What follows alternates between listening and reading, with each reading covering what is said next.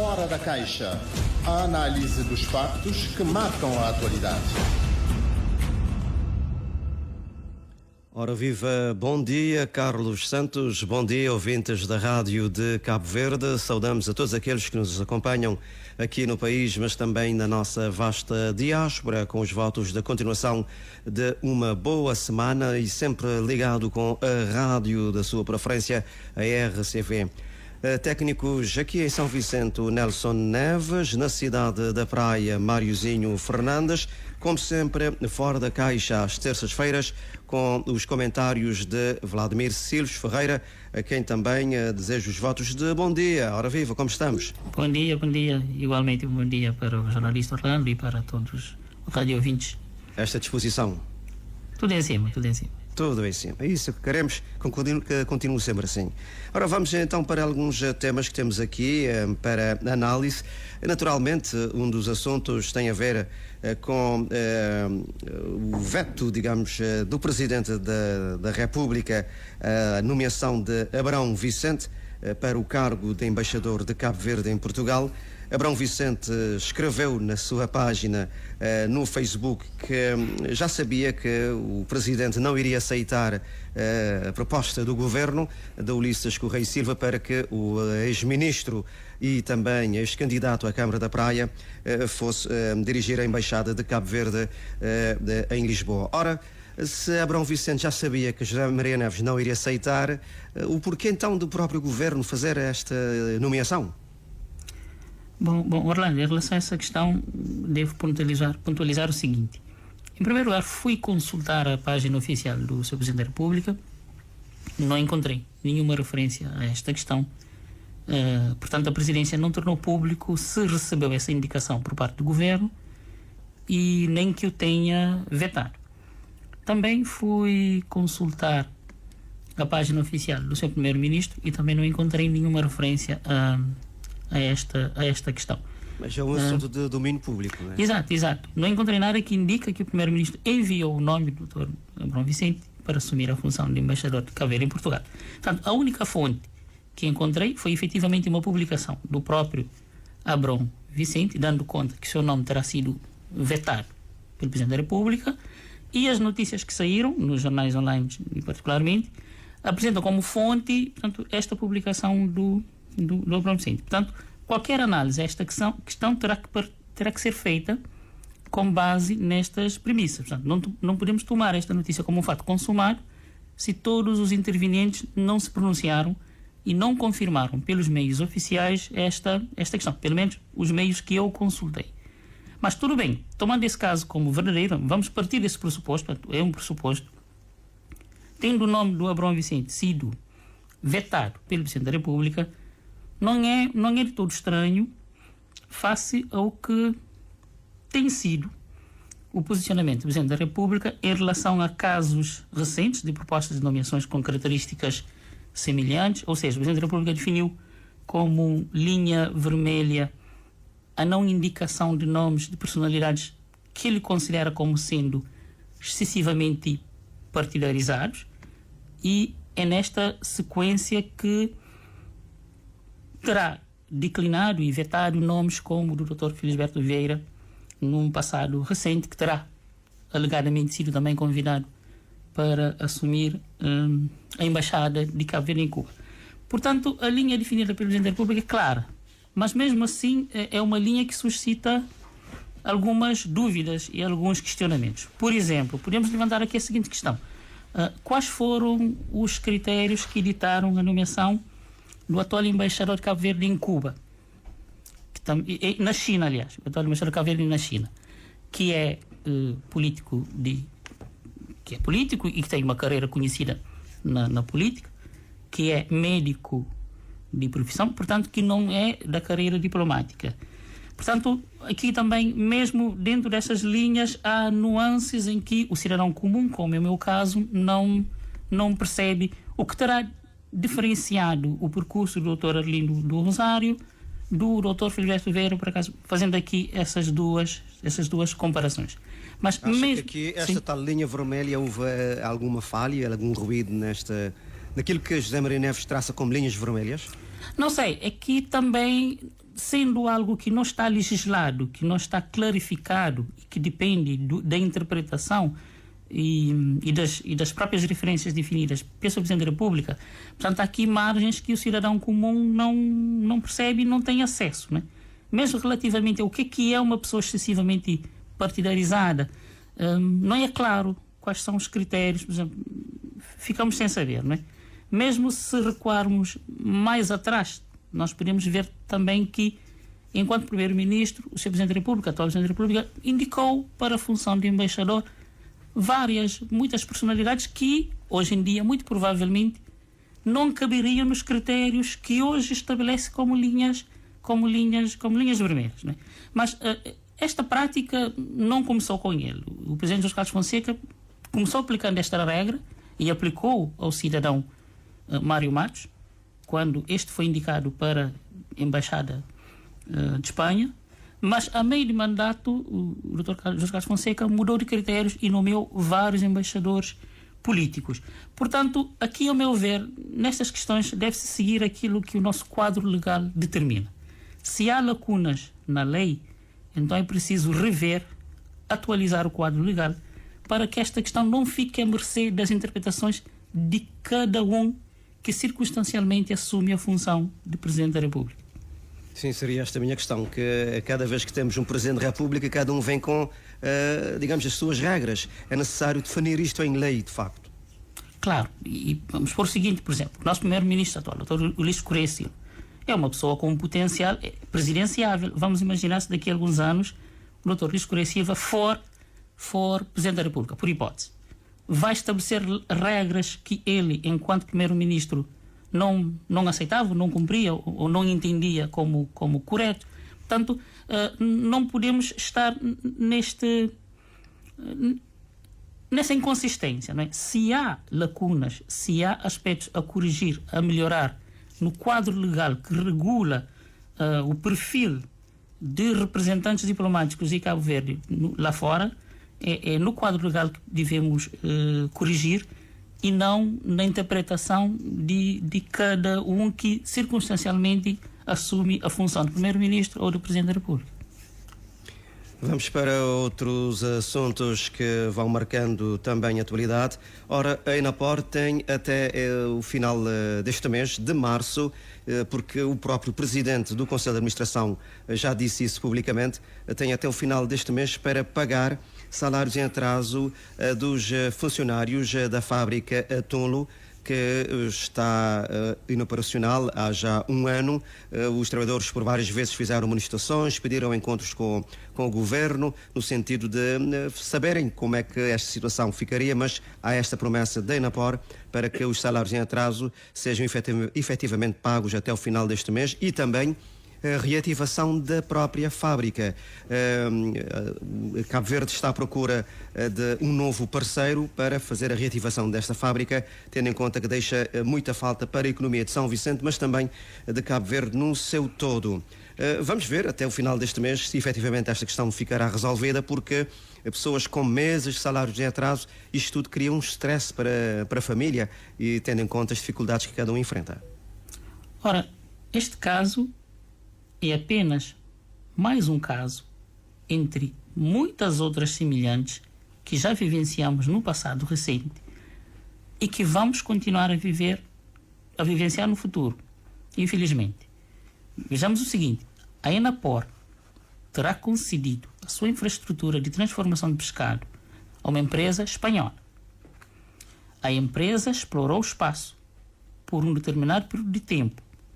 Quando a empresa achou que o negócio já não lhe interessava, a empresa pura e simplesmente foi-se embora, deixando os trabalhadores com salários por pagar e uma dívida com a Enapor que andará à volta dos 70 mil contos, segundo as notícias tornadas públicas pela própria Enapor. A Enapor vai agora pagar os salários dos mais de 200 trabalhadores que a empresa, a Tunlo, terá deixado por pagar. Ou seja, aqui é importante que os ouvintes retenham esta questão. Será com o dinheiro de todos os cabo-verdianos, de todos nós? Será com o dinheiro dos nossos impostos, do nosso trabalho, que o Estado de Cabo Verde através da Enapor, vai-se assumir a dívida de um privado estrangeiro. É importante retermos esta questão. Ora, ainda há quem ache estranho que existam pessoas em Cabo Verde que são contra as privatizações.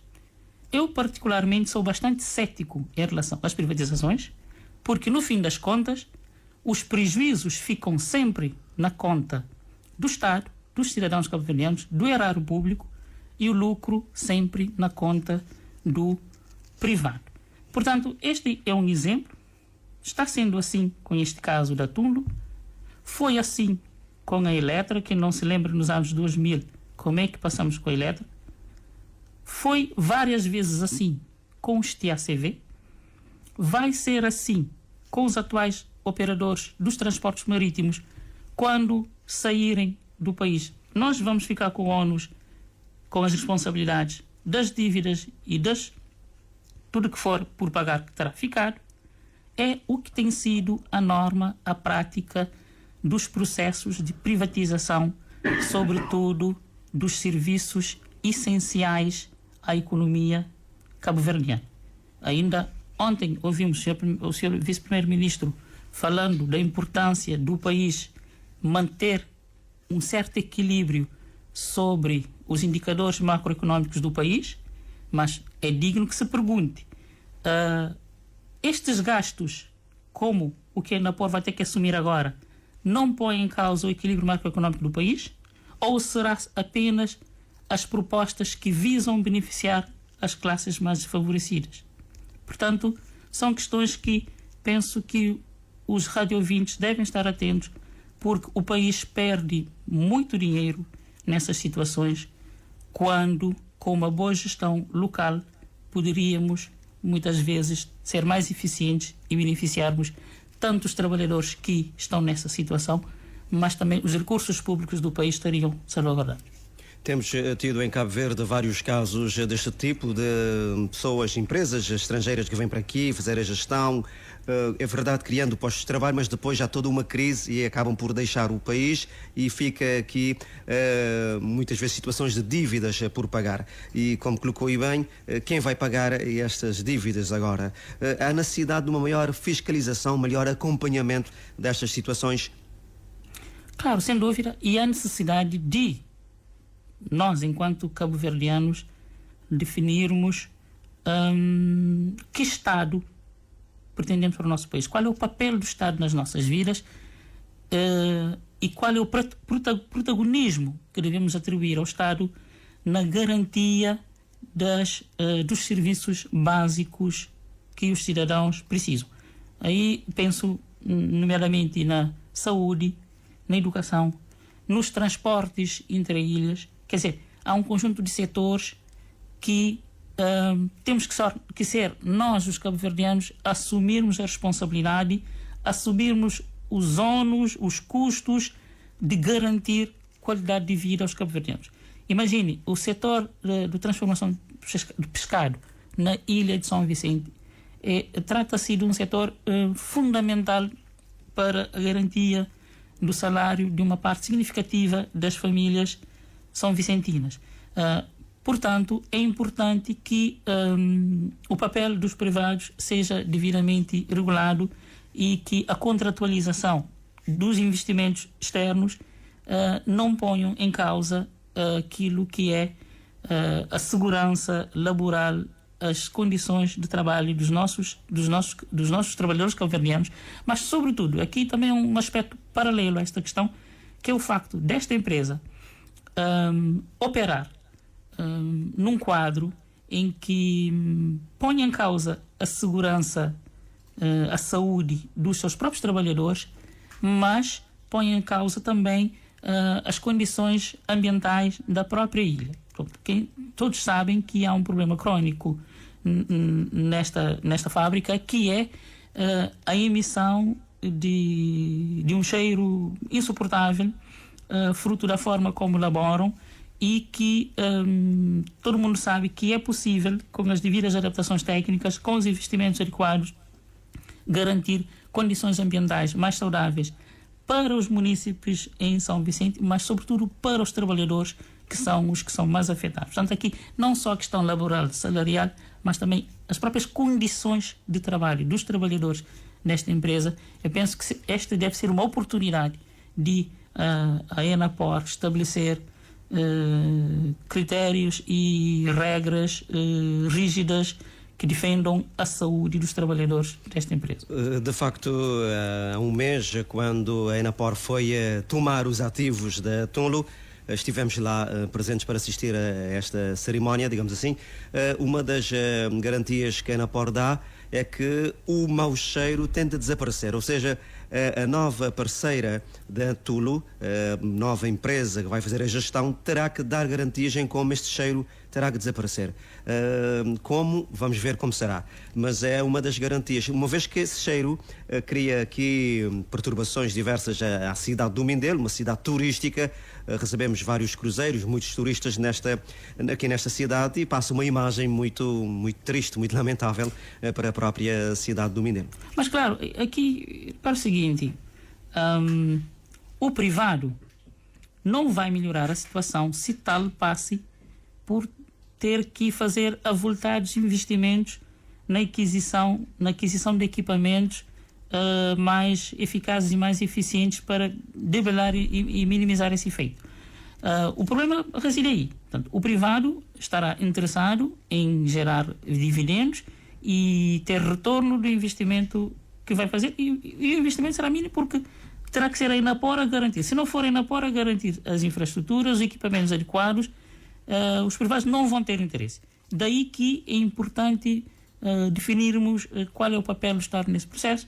Se nós conseguimos montar uma estrutura, criar equipamentos adequados e ter infraestruturas capazes de gerar atividade económica, por que não ser o próprio Estado a gerir e não ter que apostar em privados que não estão a ter em conta a saúde dos trabalhadores e que desaparecem daqui, deixando trabalhadores na maior amargura, sem dó nem piedade. Estamos aqui com o Fora da Caixa, edição para esta terça-feira. Como sempre, às terças-feiras, já análise com Vladimir Silves Ferreira. Vamos agora para outro assunto que tem a ver com eleições internas no PAICV. É um assunto que praticamente temos estado aqui sempre a comentar, porque a cada semana, a cada momento, há sempre alguma novidade. Recordando que nas redes sociais há toda uma dinâmica, aquela disputa entre as candidaturas. As candidaturas já estão todas devidamente notificadas pela Comissão Nacional de Jurisdição e Fiscalização, no sentido de se avançar. Portanto, está tudo em ordem, né, em relação aos 4 candidatos para a disputa das eleições que vão acontecer já neste mês. Sim, todos os pré-candidatos formalizaram as suas candidaturas e foram aceitos. No meu entender, o debate tem sido feito de uma forma acalorada, mas na proporção da importância que essas eleições têm no futuro próximo do PCV. Porque quem vencer será o candidato a primeiro-ministro em 2026 e os militantes do PICV estão ansiosos por um bom resultado nas legislativas de 2026. Não acredito, particularmente não acredito que o debate interno atualmente está a ser mais acalorado do que em outros momentos. Penso, por exemplo, aqui as presidenciais de 2011. E provavelmente parte do calor que se pode notar no debate é ainda um reflexo das tensões não resolvidas do que aconteceu em 2011.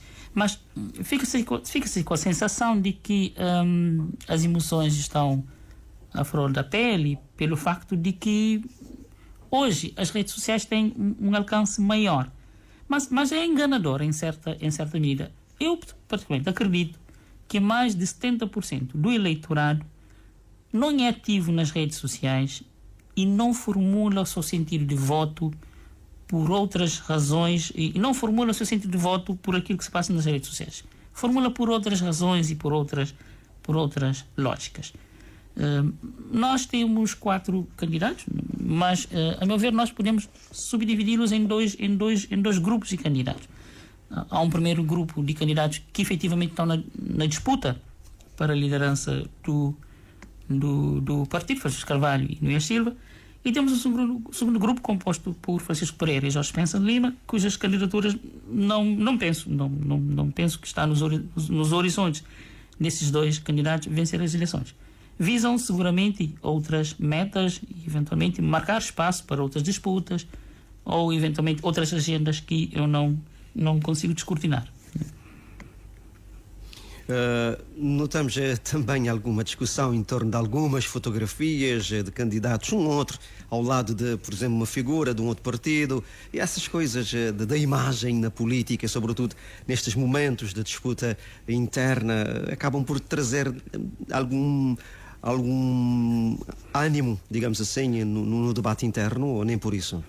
Não, com certeza, porque, repare, todo esse debate, todo esse processo eleitoral interno do PSV não deixa de gerar interesse, curiosidade e preocupação do governo e das outras forças políticas, porque sabem, há essa consciência que, em função da escolha que os militantes do PSV vierem a fazer, o futuro do país, os resultados das próximas eleições legislativas dependem muito da escolha que o PSV fizer agora, não é? Daí que há naturalmente essa tendência a um certo envolvimento, mesmo que indireto, de dirigentes e militantes do MPD, até de governantes. Mas aqui vejamos o seguinte: ainda ontem o senhor vice-primeiro-ministro, já tínhamos referenciado há pouco, se pronunciou relativamente às propostas de um dos candidatos à liderança do PSV. Isto quer dizer que é algo que lhe toca, que toca o governo. Isso quer dizer que há candidatos que, pelas suas propostas, estão a pontuar e a pautar, melhor dizendo, o debate público, e que, naturalmente, o facto do próprio vice-primeiro-ministro, segundo homem do governo, comentar e se envolver e opinar, e pela sua intervenção, claro está, podemos interpretar como uma tentativa também de influenciar o eleitorado PSVista, portanto, os que irão votar o domingo, é prova de que as eleições são do PSV, mas impactam e dizem respeito ao país. Estamos quase na reta final de Fora da Caixa. Temos ainda tempo para falar do jogo de Cabo Verde hoje. Não poderíamos deixar de fora Cabo Verde, que joga com Angola, mais um importante jogo a contar para a fase de apuramento para o Mundial de 2026. Ora, os cabo-verdianos já muito que sonham, estivemos quase lá, sonham com ir ao Mundial de futebol. Será desta? Sim, estivemos quase lá, num processo que nunca foi bem explicado, que nunca chegamos a perceber muito bem o que terá se passado. Mas pronto, passado é passado, vamos agora focarmos no presente e no futuro. A vitória de há dias frente às Maurícias deu um alento. A seleção de Cabo Verde tem um histórico de bons resultados com Angola. Lembro-me particularmente do jogo, da primeira participação de Cabo Verde no CAN na África do Sul, em que tivemos uma vitória memorável sobre Angola. Vamos ver se é com este espírito que os nossos atletas, nossos jogadores, vão atuar hoje em Luanda, na certeza, na confiança de que, se conseguirmos um bom resultado, ganharemos uma moral e uma força para o resto do calendário. Portanto, é importante estar à frente, é importante estar na disputa, mas atualmente penso que quase todas as equipas do nosso grupo estão também em condições de se qualificar. Portanto, é continuar focados e nós aqui, a partir de Cabo Verde, estaremos dando a nossa força, acompanhando, mas transmitindo energia positiva aos nossos jogadores. Mas estou confiante num bom resultado, penso que nós devemos estar. Moralmente também por aquilo, volto a repetir, o nosso histórico de jogos com Angola tem sido positivo e não temos razões para não acreditarmos que hoje será também. Mas também, se não for, o apuramento não termina hoje. Há ainda mais jogos pela frente e será com certeza uma eliminatória disputada até o fim. Sim, reconhecendo que Angola também é uma equipa forte, já tem presença no Mundial, não é? Cabo Verde tem de fazer o seu jogo e acreditar que será sempre possível sair de Angola com um bom resultado e com aquela energia positiva que vamos todos passar aqui no país e também a partir da nossa diáspora. Com certeza, com certeza. Certo. A reta final do Fora da Caixa, Vladimir Silva Ferreira, muito obrigado, continuação de uma boa semana. Até a próxima semana, se Deus assim o entender. Com certeza, uma boa semana para o Orlando, para o São Vicente e nós aqui na praia. E também uma boa semana para os radiovintes. Estaremos aqui na próxima terça, se Deus quiser. Assim foi mais uma edição do Fora da Caixa, aqui nas antenas da sua rádio de Cabo Verde. Recordando que sempre às terças-feiras temos os comentários de Vladimir Silva Ferreira e às quintas-feiras com Casimiro de Pina, sempre a partir das 8h30 até às 9 da manhã. Fora da Caixa, aqui no seu Bom Dia Cabo Verde da sua RCV. Fora da Caixa. A análise dos factos que marcam a atualidade.